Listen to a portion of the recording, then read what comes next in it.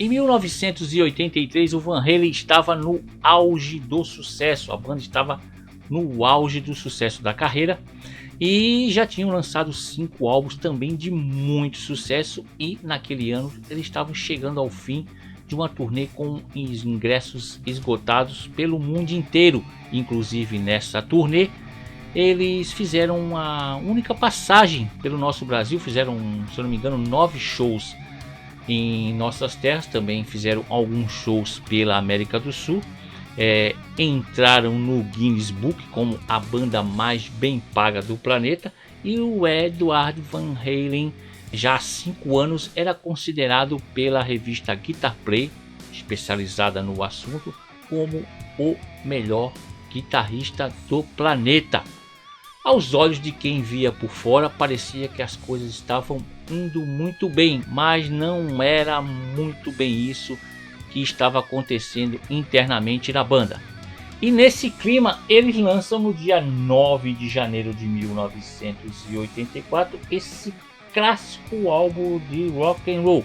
Eu não vou nem dizer que é um clássico álbum de rock and roll, é um clássico álbum da música mundial. Esse álbum inclusive foi o último álbum com a formação original da banda, que tinha os irmãos Van Halen, o Ed Van Halen na guitarra, o Alex Van Halen na bateria, o Michael Anthony no contrabaixo e o glorioso David Lee Roth nos vocais. Esse álbum aqui, o 1984, juntamente com o primeiro álbum deles, de 1978, o Van Halen, são os 2 álbuns que mais venderam da banda. Os 2 juntos, só nos Estados Unidos, venderam mais de 10 milhões de cópias. Ele chegou ao número 2 na parada de álbuns da Billboard, número 2, porque em primeiro lugar ficou o álbum Thriller do Michael Jackson, por isso que o 1984 não conseguiu chegar lá. E um dos motivos foi a participação que Ed Van Halen fez em uma música do Thriller, a Beat. Que participação, viu?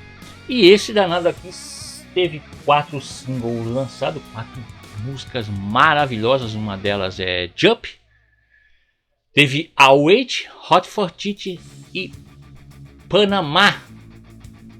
Fantástico álbum que nós vamos contar a história todinha dele para vocês, vamos aprofundar na história.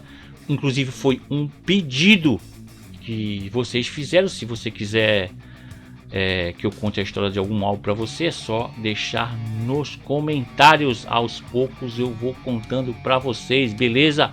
Então, meu amigo, vamos mergulhar na história, nos bastidores desse sensacional álbum 1984. Tá começando o Vidra Vitrola.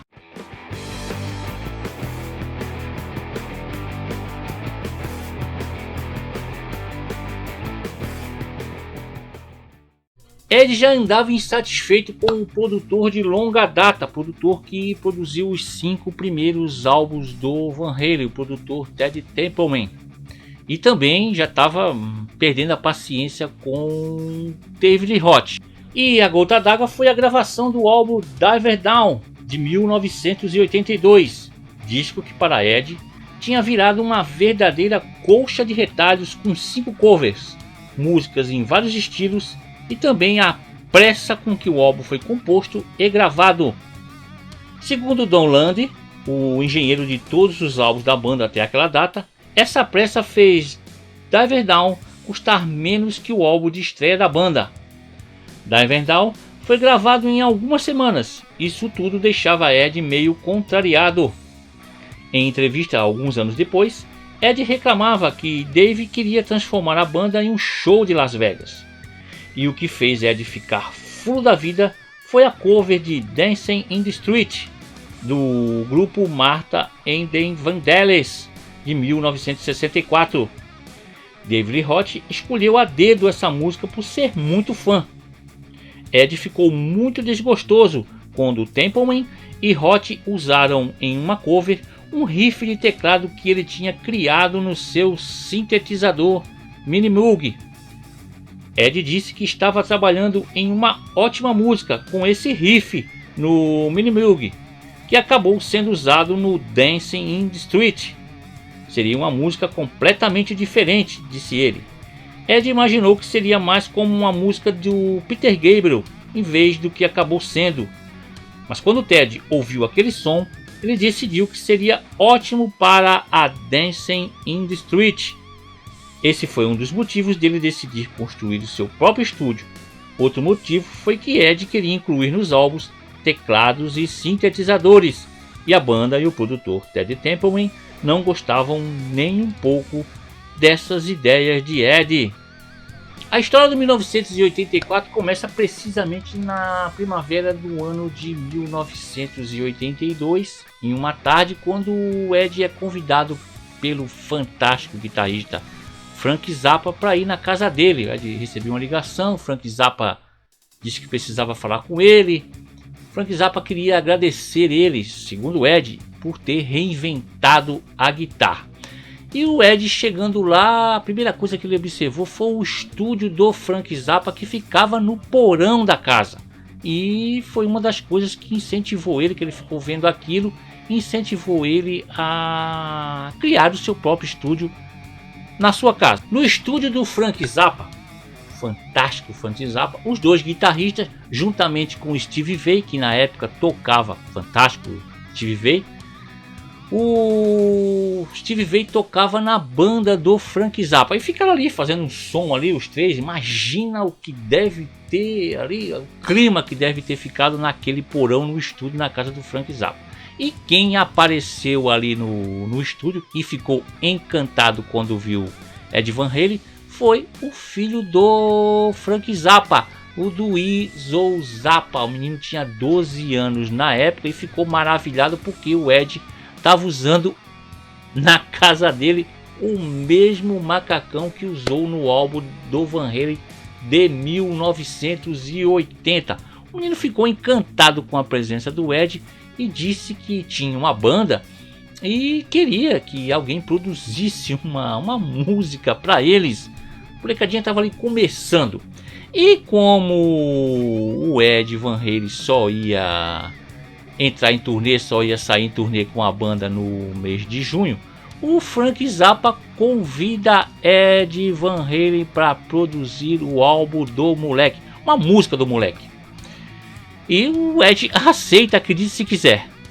Então, durante maio e junho de 1982, o Ed Van Halen, na companhia do engenheiro Don Landry, que o Ed levou junto com ele, produzem um compacto pro filho do Zappa, o Dweezil. E uma das músicas era a música My Mother is Space Cadet, com uma molecada ali, quase músicos. E como a molecada não sabia tocar muito, não eram experientes ainda na música, o Ed foi produtor e professor da galera. E só que os créditos ali se vocês procurarem os créditos da produção desse compacto, foi dado para The Vards, que era um pseudônimo que o Don Landry e o Ed Van Halen usaram. Grande história, hein? A presença de Landry foi significativa em tudo o que se desenrolaria no próximo ano, pois ele ficou lado a lado de Ed em sua determinação de fazer o novo estúdio que iriam construir juntos. A ideia que Ed Van Halen tinha era de construir um lugar onde se pudesse experimentar a qualquer momento e onde não houvesse um relógio correndo. A gravadora não gostou nada da ideia, porque eles sempre acham que as bandas são um monte de caras drogados e viciados que precisam de uma babá, disse Ed. Mas nós tínhamos influências para fazer isso, concluiu ele. Landry foi quem teve a ideia do nome do estúdio, adotando o 5150 do Código da Polícia da Califórnia para uma pessoa com distúrbios mentais. Tom ouviu o código em uma noite enquanto ouvia transmissões da polícia em um rádio. E Ed e Don, brincando, se autodenominarem 5150s, depois que muitos ao seu redor disseram que eles estavam loucos por construir seu próprio estúdio, ambos concordaram que 5150 era o nome perfeito para o nome. Questionado algum tempo depois se o estúdio, que se chamaria 5150, representavam uma nova fase do Van Halen, Ed disse que era mais do que isso, e ele e Don Land estavam muito envolvidos nisso e sabíamos o que queríamos. Não íamos deixar o álbum sair de qualquer jeito, e ali eles iriam tentar tomar o controle da influência de David Roth. Influência essa que chegava ao ponto de ele ser a principal voz da banda. Banda essa que tinha o nome da família Van Halen. E Ed brincava também que já estava na hora de acabar com aquela cena repetitiva que era uma fita minha tocando na sala de estar às 5 da manhã e de repente Valerie Bertinelli, ex-mulher de Ed, entra e grita que já ouviu o suficiente daquela música. Ele dizia rindo que esse era outro motivo pelo qual construiu o estúdio. Com Land nos trabalhos de montagem do estúdio, em julho de 1982, o Van Halen sai em uma excursão de 90 datas, que o primeiro show ia ser em Atlanta e a excursão ia durar até dezembro daquele ano, para depois eles virem para a América do Sul, aqui para o nosso Brasil também, lá perto do Ano Novo. E o primeiro baque ali na relação entre o David Roth e o Ed Van Halen, praticamente foi quando o Ed, em outubro de 82, aceita um convite de Quincy Jones e Michael Jackson para fazer uma participação no álbum que estavam gravando para o Rei do Pop.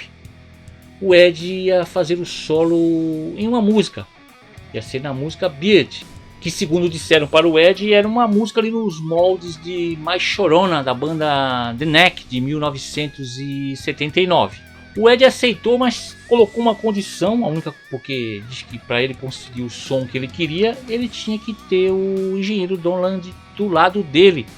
Então foi lá o Don Land para trabalhar no solo de guitarra do Ed.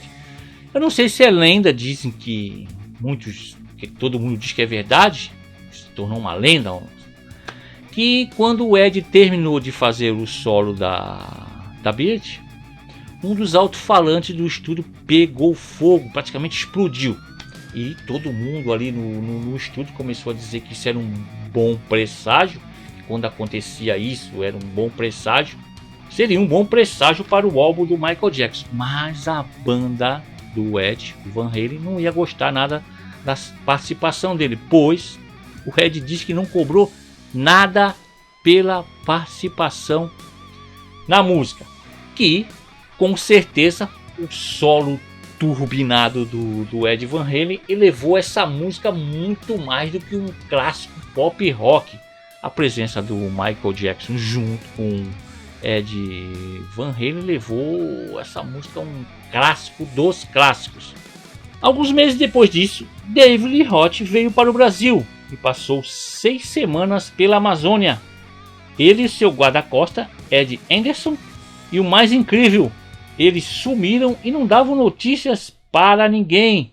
Roth lembrou em sua autobiografia, Crazy from It: é como todos os livros que você já leu. Passamos semanas indo rio acima. E depois disso, mesmo Roth já tendo voltado e tendo feito 9 apresentações no Brasil, de 21 de janeiro de 83 a 1 de fevereiro, e outras na Argentina, a imprensa, principalmente a britânica, noticiavam que Roth estava perdido na Amazônia. O tabloide The Sun noticiou que tinha uma boa notícia para os amantes da boa música. O vocalista da banda Van Halen se perdeu na Amazônia. Vê só como os caras... Meu Deus, viu? Quando eles voltam para Los Angeles, David Roth escuta no rádio do carro a nova música de Michael Jackson, Beat. E ele disse que na hora pensou que alguém estava imitando Ed na guitarra. Ed disse ao Guitar World em 1990 que ele fez a música do Michael Jackson porque achava que ninguém iria comentar sobre isso, já que Roth, Alex e Mike sempre odiaram que se fizessem coisas fora do Van Halen. Ed pensou: eu faço isso e ninguém jamais saberá. Então, para o meu azar, a música sai e é a música do ano e vira assunto em tudo que é lugar. Quando Ed volta para Los Angeles, Land já estava com o estúdio praticamente pronto. Então ele se tranca por dias lá e disparou a criar sons no teclado, riffs de guitarra e canções, algumas vezes auxiliado por Landy, seu irmão Alex. Ed falava que Alex apoiou muito tudo o que eles estavam fazendo. Com as sessões do álbum 1984 tendo começado ali em abril de 1983, o David Lee Roth e o produtor Ted Templeman tiveram que se adequar às novas condições de trabalho, sobre tempo, o tempo que eles ficavam no estúdio, o tempo que ficavam preparando as músicas. Ed passou a comandar as coisas. E a primeira música a ficar prontinha ali no 5150, novo estúdio na casa do Ed, foi a sensacional, a magnífica Jump. Música que foi praticamente a música que fez começar a adorar teclado. Eu gosto muito de sons de teclados. O Ed diz que já tinha mostrado o riff de sintetizador para a banda já em 1981 e todo mundo fez cara feia. Ele diz que inclusive parece que foi até o David chegou a dizer para ele: olha Ed, você é um herói da guitarra, não se mete a tocar outros instrumentos, isso não vai dar certo. E o Ed disse que virou para eles e falou assim: ó, se eu quiser tocar uma tuba no disco eu vou tocar e pronto.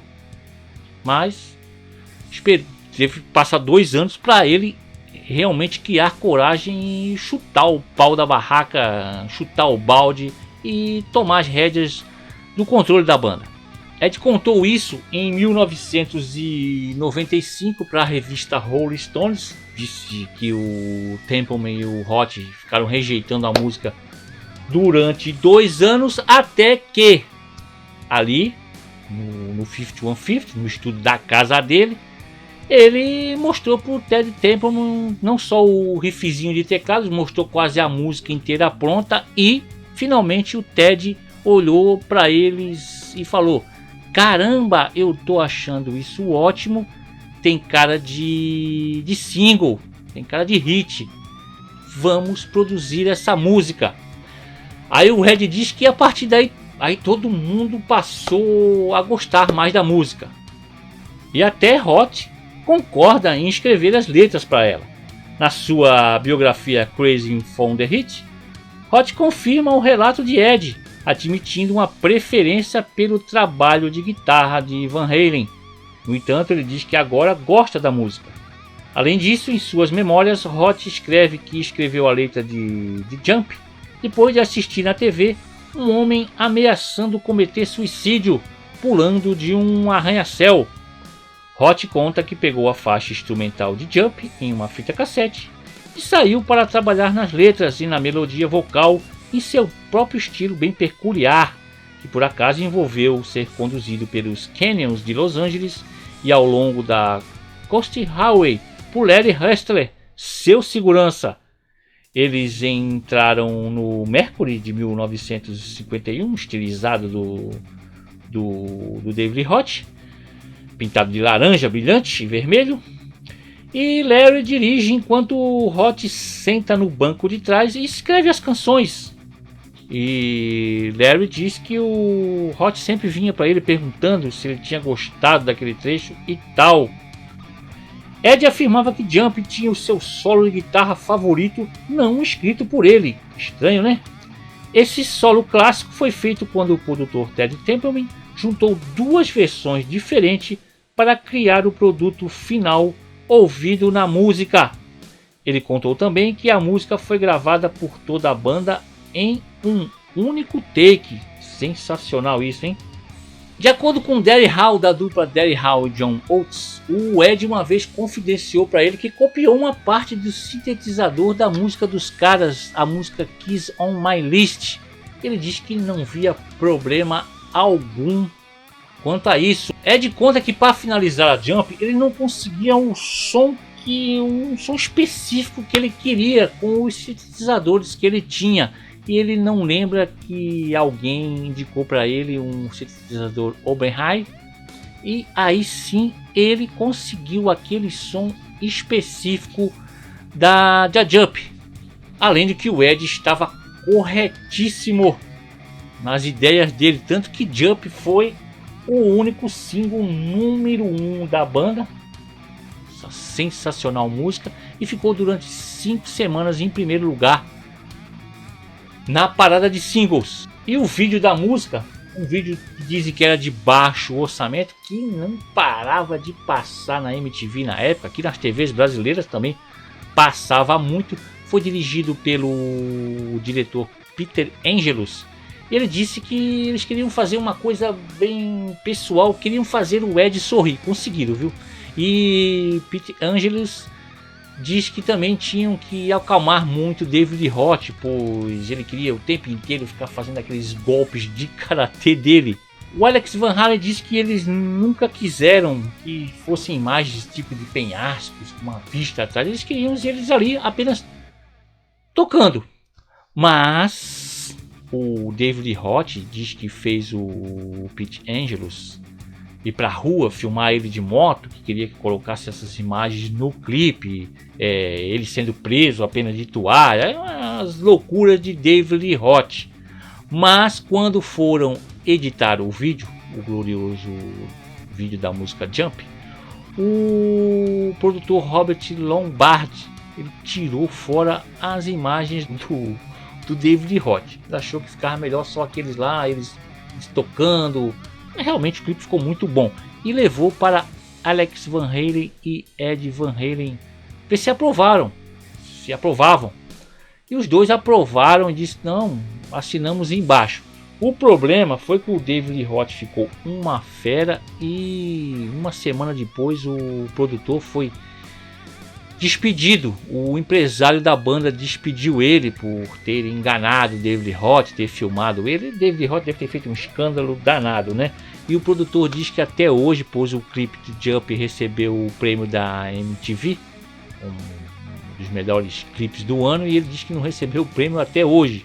Lombardi diz ainda no livro I Want My MTV que sentia a tensão entre eles. David achava que ele era maior do que o resto deles.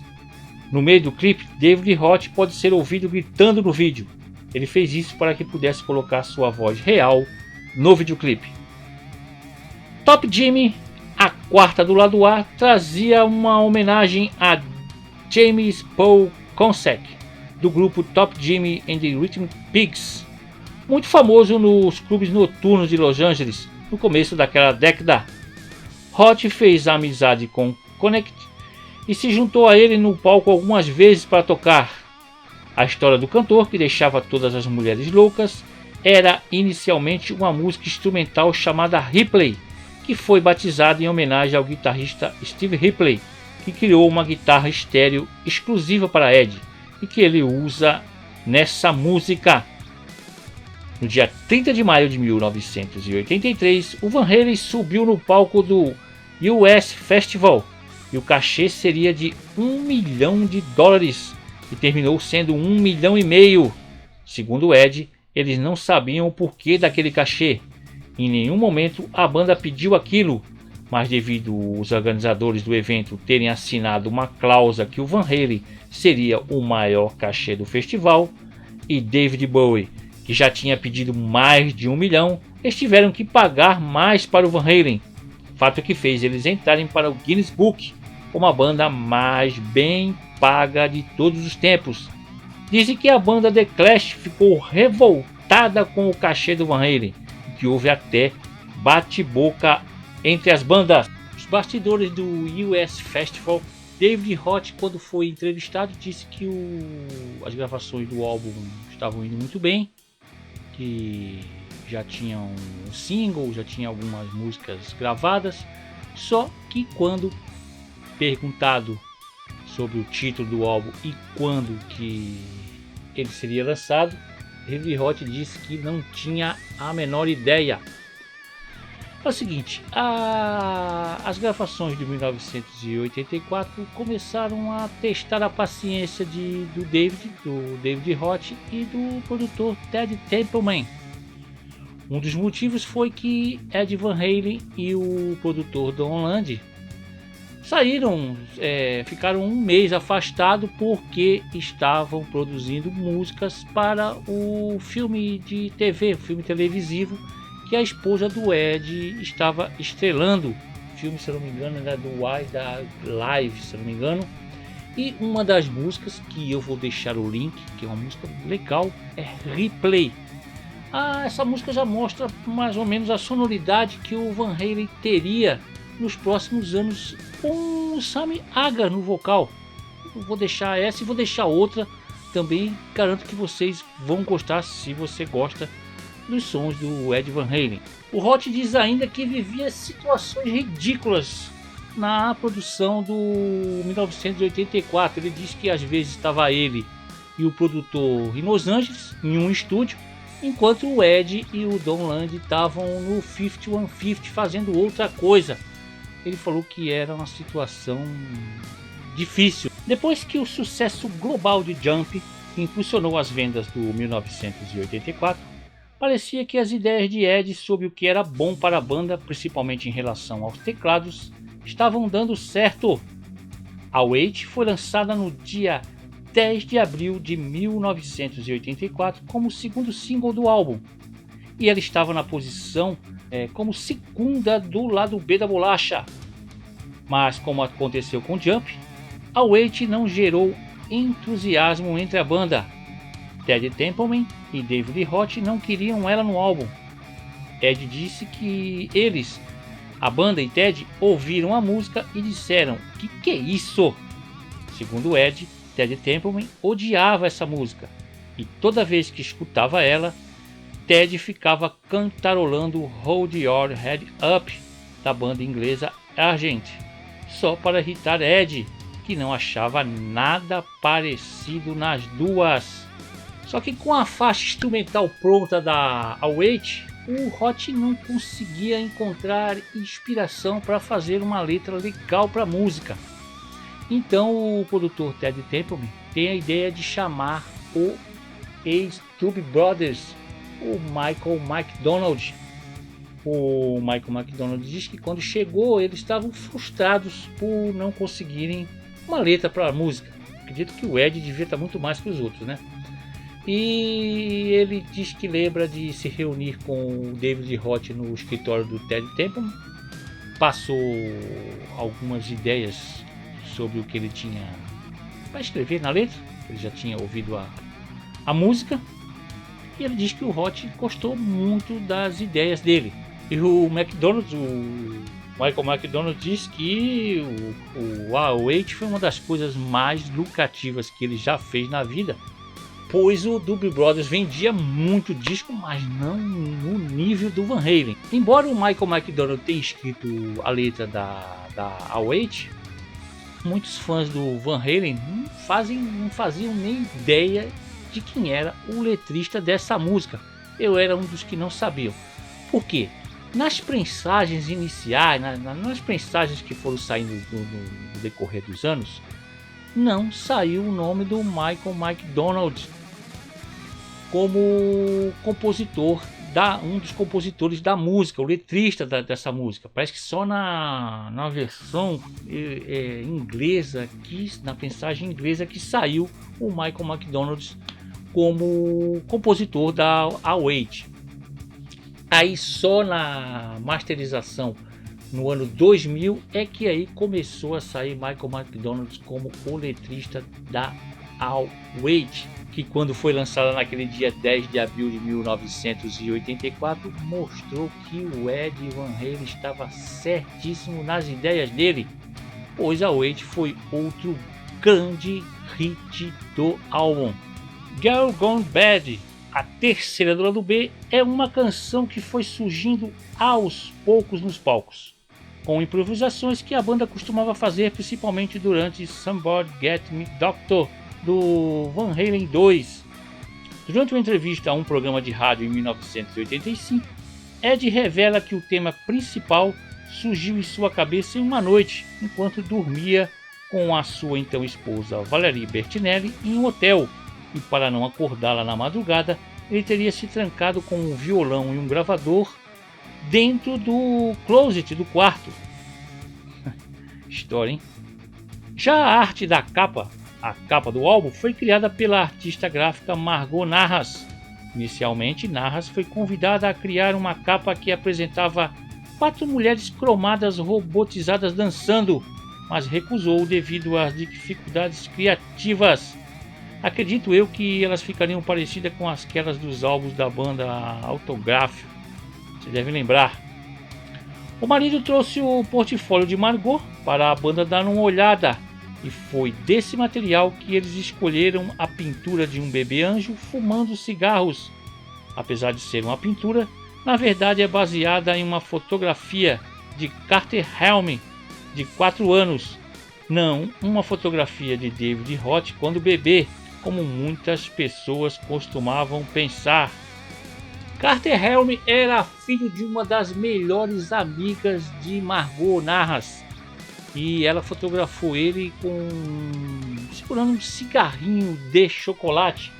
Pode ver aí que não tem nada a ver com um cigarro de verdade. Essa capa foi censurada na Inglaterra e em grande parte da Europa, e saiu ali com um cero ali tampando o maço de cigarro e a mão da criança. Na contracapa do álbum tem ali a rapaziada ali na contracapa ali, uma foto bem futurista. E por onde anda esse rapaz? Bem, hoje ele tem 41 anos, o menino da capa do 1984 tem 41 anos, vive em São Francisco, dos Estados Unidos, na Califórnia, e é corretor de seguros marítimos. Como vocês sabem, o Panamá é um país ali da América Central, também um famoso chapéu, mas a música que nós vamos falar não tem nada a ver com esses dois. Panamá foi o terceiro single do álbum e a terceira música do lado A do LP. E o David Roth, em entrevista, disse que a letra da música fala de um stripper que ele conheceu no Arizona. Ele, nessa entrevista mesmo, ele disse que a ideia da música surgiu quando ele, lá no início dos anos 80, ele foi perguntaram para ele por que ele só fazia música sobre sexo, mulheres e carros velozes. E ele ali no meio da entrevista ele começou a pensar, pô, o cara falou que eu só faço música sobre carros velozes, eu nunca fiz música sobre carros velozes. Aí ele teve a ideia, vou fazer uma música sobre carros velozes. Aí tu passa, caramba, Panamá, stripper, carros velozes, o que tem a ver uma coisa com a outra? E ele mais tarde diz que a letra fala sobre a stripper, sobre carros velozes. A letra da música tem duplo sentido e não define quem é ou o que é Panamá. Ed, em entrevista, uma vez disse que a rapaziada da banda pediu para ele escrever algo com uma batida AC/DC. Então nasceu Panamá. Realmente não soa muito como AC/DC, mas essa foi a minha interpretação, diz ele. Logo depois de mais um magistral solo de guitarra de Ed, durante a ponte da música, aquela parte lentinha que eu curto muito, depois que Roth diz que mal consegue ver a estrada por causa do calor que vem dela, você escuta o som de um carro acelerando forte. O som é do Lamborghini Miura de Ed Van Halen. Ed dizia que ter o Pop Studio dentro de casa deu a Don Land e ele o luxo e a liberdade para fazer todos os tipos de coisas. E eles cometeram a loucura de puxar o Lamborghini dele para dentro do estúdio, colocaram microfones no escapamento e ficaram acelerando forte. Todos na época falaram que eles eram loucos. No clipe, nessa hora, o maluco do David Roth aparece com um secador de cabelos. Muito hilário. Parte do videoclipe da performance da música foram filmados na segunda de 2 noites no Spectrum da Filadélfia em março de 1984. Filmagens auxiliares descartadas da filmagem de Jump, com Roth cruzando a estrada em uma motocicleta e brincando com Alex Van Halen em seu conversível Mercury personalizado, foram incluídos. Essas imagens eram aquelas que demitiram o produtor de Jump. Gente, esse clipe é muito louco. Nada hoje supera aquelas cenas loucas dos caras voando pendurados pelo palco e as caras e bocas do Roth. No vídeo de Panamá, o Michael Anthony aparece tocando um contrabaixo em forma de garrafa do whisky Jack Daniels. Isso aí foi um golpe de merchandising grandioso, porque já que a MTV na época tinha uma política ali de merchandising de músicas rígida, tanto que ela retirou uma parte de um clipe do ZZ Top que tinha uma lata de cerveja de uma marca de cerveja, mas como estava ali numa parte do clipe ali e a MTV não queria deixar de mostrar um clipe do Van Halen do disco de 1984, foi pro ar assim mesmo. E como o Await, Panamá alcançou a 13ª posição na parada de singles, foi outro grande hit. E com a banda trabalhando ali até tarde ali, principalmente com o Ed e o Alex tocando ali, dali surgiram muitas músicas ali na madrugada, os dois só no estúdio sozinho tocando. E em muitas dessas noites a porta do estúdio ficava aberta e tinha a vizinha do Ed Van Halen, era a Lindsay Wagner, famosa mulher biônica dos anos 70, garanto que você sabe quem é. E ela nessas madrugadas ligava para a mulher do Ed, para a esposa do Ed, pedindo para eles fecharem a porta, pois eles não conseguiam dormir. Em uma dessas noites, as músicas que eles estavam tocando começavam a tomar forma, como foi o caso de Drop Dead Legs, que fecha o lado A do disco. Ed falou que ela foi inspirada em Back in Black do AC/DC, e o que quer que eu escute de alguma forma é filtrado por mim e sai de forma diferente, diz ele. Drop Dead Legs é quase uma versão jazz de Back in Black, finalizou ele. Ed disse em entrevista que a história mais engraçada de todo o álbum aconteceu já perto do fim dos trabalhos, pois para Ted Templeman eles já tinham terminado de mixar a bolacha e o plano original era lançar o álbum no dia 31 de dezembro de 1983, mas Don e Ed estavam mixando o álbum de novo, pois eles não estavam felizes com o resultado. Certo dia, Don e Ed estavam lá no 5150 mixando as escondidas, e o telefone toca. Era Ted no portão da casa querendo entrar. Escutem só essa história que o Ed contou em entrevista. Ele diz que quando o Ted aparecia no portão chamando eles, o Don Land entrava no carro, pegava as fitas master, entrava no carro dele e saía pelo portão de trás da casa do Ed e ficava lá do lado de fora com o carro parado. Aí o Ted Templeman chegava, perguntava cadê o Don Land com as fitas. O Ed diz que com a maior cara de pau dizia: pô, não faço ideia, cadê os dois? E ele diz que isso daí durou 2 semanas.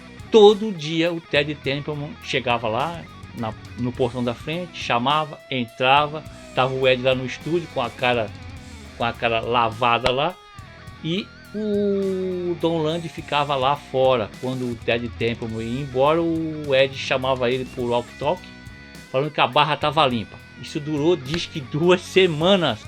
E o David Roth cumprimenta essa loucura dizendo que o Ed e o Don Land ficavam de madrugadas escondidas trabalhando no disco. Diz que era uma situação constrangedora. E o Roth diz que o Ed ameaçava queimar as fitas master, ele e o Don Land, se o Ted Templeman e o David Roth ameaçassem levar elas para trabalhar em outro local. O Roth ainda diz que ele e o Ted Templeman ficaram durante 4 ou 5 dias rondando a casa do Ed Van Halen, ver se conseguiam surpreendê-los. Vê que história maluca! Sobre queimar as fitas, Ed disse que isso não passou de brincadeira. Queríamos apenas mais uma semana para ter certeza de que estávamos felizes com tudo, disse o super guitarrista. Ed ainda fala que Ted simplesmente não concordava com a maneira como ele via as coisas. Eu queria fazer um álbum completo, de ponta a ponta, não apenas um hit. Assim que Jump foi feito, Ted olhou para o resto do álbum como preenchimento. Não foi só isso para mim. É um bom disco porque era diferente. Virando a bolacha, temos um início matador de Alex Van Halen, que faz a bateria parecer um dragster, e mais uma introdução de guitarra inesquecível de Ed anunciando Hot for Teacher, uma das melhores faixas do trabalho, que fala sobre garotos de escola descobrindo a sexualidade e sentindo tesão pela professora. Um divertido videoclipe co-dirigido por David foi gravado com garotos vestidos com versões mirins dos membros da banda e Dave como motorista de ônibus da escola, mas que acabou gerando muita controvérsia ao mostrar professoras dançando de biquínis para os alunos. Hot for Teacher foi o quarto single do álbum e foi lançado no dia 27 de outubro de 1984, já no final da turnê. Chegou à posição 53 na parada de singles. Ed contou que sentava na frente de Alex em um banquinho de madeira e fazia o solo. Alex esperava e quando Ed começava de novo, lá saía Alex acompanhando. Foi assim que foi criada ela. Apesar da House of Pain fecha o álbum, ela era uma das canções mais antigas do Van Halen, datando de 1975. Ed costumava tocar Eruption no meio da música ao vivo por um curto período, como anotado no livro Van Halen Rising de 2015. A faixa fazia parte das demos de 1976 produzidas por Gene Simmons. Para quem não sabe, Gene Simmons é o cara que produziu a primeira fita demo dos caras em 1976, fita essa que jamais foi lançada. A única coisa igual é o riff principal, disse Ed. A introdução e os versos são diferentes, acho que porque ninguém gostou do jeito que ela era originalmente, riu ele.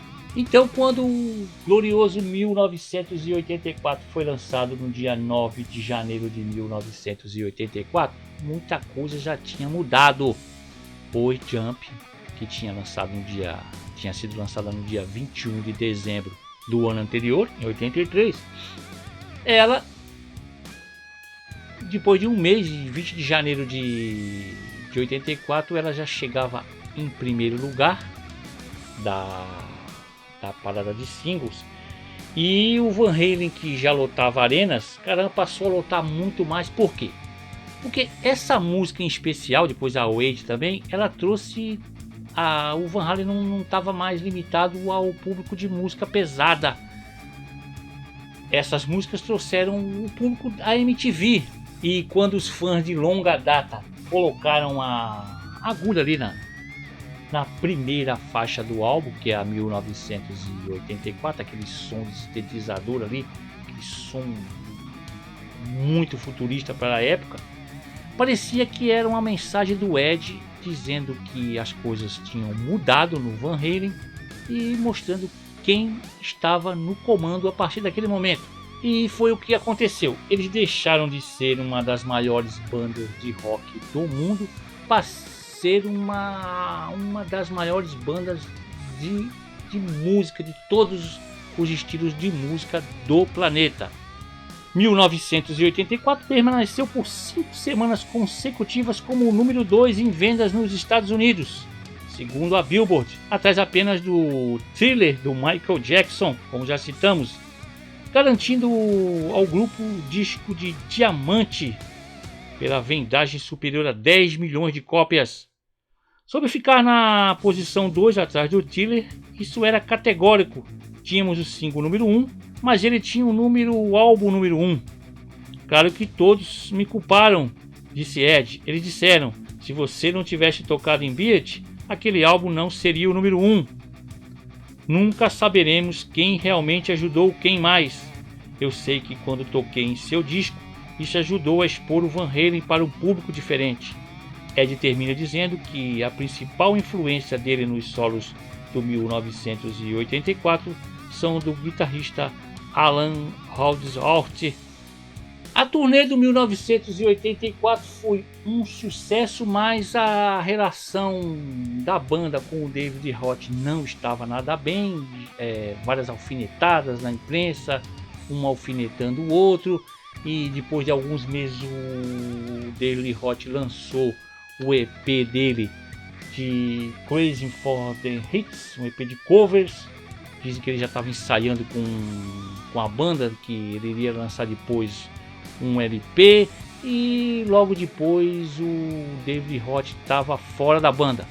Então o próximo álbum da banda seria o 5150, já com vocalista novo.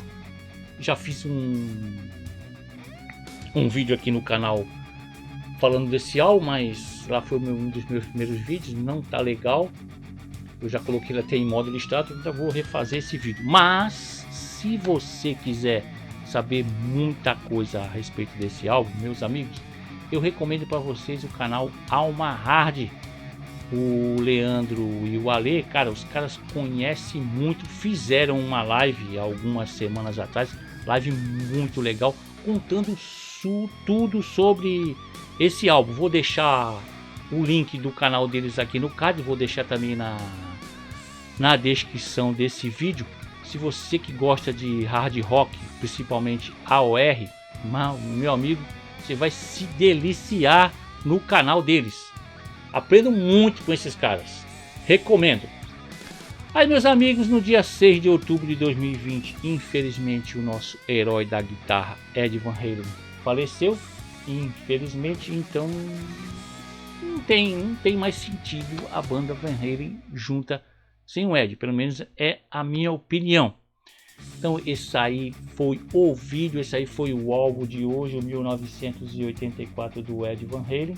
Espero que vocês tenham gostado. Até o próximo vídeo. Tchau.